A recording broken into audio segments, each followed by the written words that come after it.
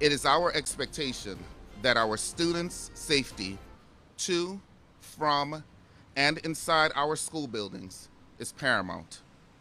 Today, this student's safety was breached.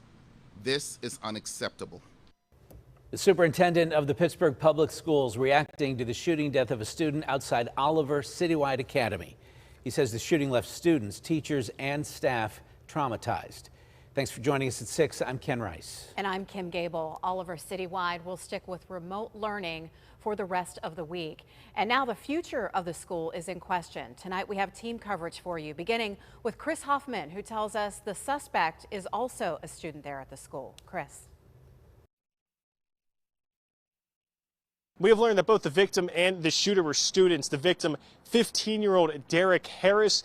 The alleged shooter, 15-year-old Jameer Perry. Now, Perry is currently in the Allegheny County Jail. Police say it was around 7:25 Wednesday morning when 2 shot spotter calls came in for 11 shots fired near the school on the north side.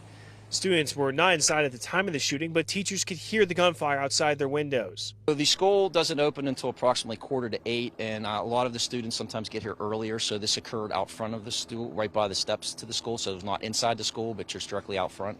According to Commander Richard Ford, officers found a victim with multiple gunshot wounds. Officers gave CPR to the victim and requested medics. He was taken to a hospital where he later died. As officers were helping the victim, they saw a juvenile male running from the scene with a gun. That child was taken into custody. Both the victim and alleged shooter were students at Oliver. Based on the information that we have and the video that we've been able to see, that we have the actor in custody.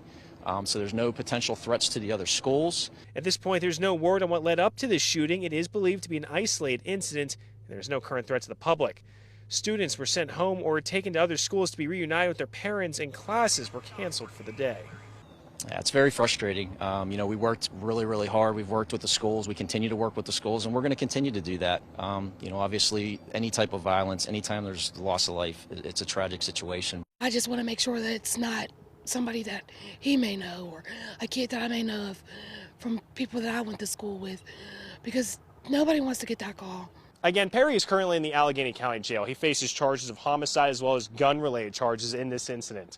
Outside Pittsburgh Police Headquarters, Chris Hoffman, KDKA-TV News. And now to the question, what might happen to the school itself? Erica Stanish has more on that and what's being planned to better protect students and staff in the meantime. The superintendent of Pittsburgh Public Schools says there's a lot to discuss moving forward after yet another student was shot and killed here today. And sadly, the school has had many violent incidents in the past that could potentially affect the future of the school itself. Today, this student's safety was breached. This is unacceptable. Oliver Citywide Academy students and staff mourning the loss of yet another student taken by gun violence while at school. For the second time, the Pittsburgh Oliver Citywide Academy students, teachers, and staff, and our programs for students with exceptionalities need us. This comes 16 months after a 15-year-old was shot to death while he was sitting inside a school van. In September, police say a staff member was sexually and physically assaulted by a student, and in 2014, a 15-year-old girl was charged after intimidating staff in the teacher's lounge with a knife.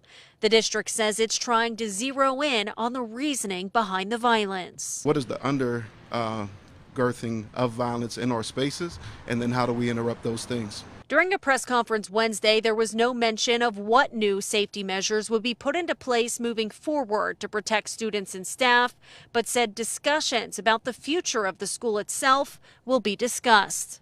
We have a lot that we're thinking about, but we won't be discussing that at this time. But, we will be thinking about what is the future of Oliver Citywide Academy. Now, the superintendent says they will have counselors and resources available for those directly impacted by this incident. I also talked with the teachers union not long ago who said they're just devastated by what happened here today. They said they'll do whatever they can to support the district moving forward. Erica Stanish, KDKA-TV News.